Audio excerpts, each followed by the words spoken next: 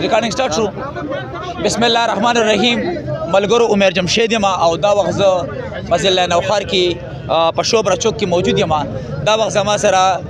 زهر عالم خان موجود دی د سره خبره اترې کوو السلام علیکم وعلیکم السلام سر جی څنګه یې خیر دې ستاسو دعاګانې سبب ویل غواړي د عمران خان په حواله سره دا وخت د جمعې ورځ ده او موږ د شوبره چوک کې ټول ملګري راغونډ شوي د تحریک انصاف موږ پوره من احتجاج کوو چې زموږ کپتان بې ګناه په جیل کې دی د هغه کور والا په جیل کې هغوی دې زر تر زر رها کړي او زموږ په زرګونو کارکنان کم چې بې ګناه په جیل کې هغوی دې زر تر زر راخلاص شي او زموږ څه ملګري دي څه لیډرشپ دی چې ته خطره هغوی له تحفظ ورکړی شي او زه خو وایم که دا نن عمران خان بار وی نو فلسطین لپاره به هغه آواز اوچت کړی پوره امت مسلمه لیډر دی هغه پسې به پوره امت مسلمه ولاړه وه هغه به ټول ملکونو بادشاهان راغونډ کړي او په دې باندې بیا اکشن اخیستی دا جنګ بیا ختم کړی دا نن چې په فلسطین کې کم بربریت او کم ظلم او جبر روان دی د دې خلاف بیا آواز اوچت کړی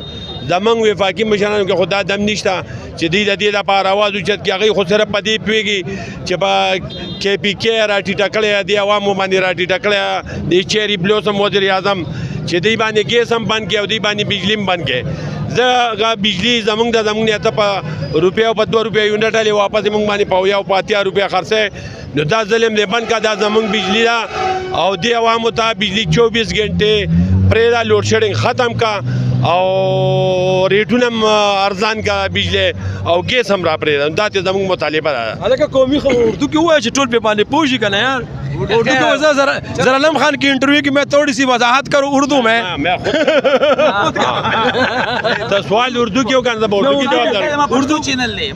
اردو کیوں ہوئے کہنا ڈاکٹر صاحب صحیح ہے کہ اردو کی پورے پاکستان تک اردو میں پورے پاکستان کو پتہ لگا زہر عالم خان کیا کہہ رہے ہیں وہ کہتے ہیں بجلی ہماری ہے 2 روپے یونٹ بنتی ہے تو ہمیں ہمارا حق مل جائے اور مگر عمران خان رہا ہوتا تو آج پورے فلسطین کی ظلم اور بربریت کے خلاف وہ پورے عالم اسلام میں آواز اٹھاتا یہ ہمارا خان صاحب کہہ رہے ہیں زہر عالم خان ډیره مهرباني